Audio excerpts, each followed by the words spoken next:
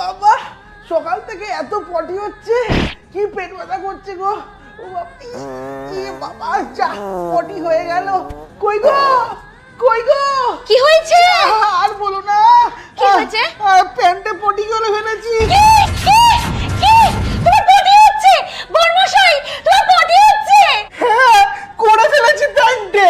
বিয়ের সময় তুমি আমার ভাত কাপড়ের দায়িত্ব নিয়েছিলে, আমি তোমার এইটুকু পায়খানার দায়িত্ব নিতে পারবো না?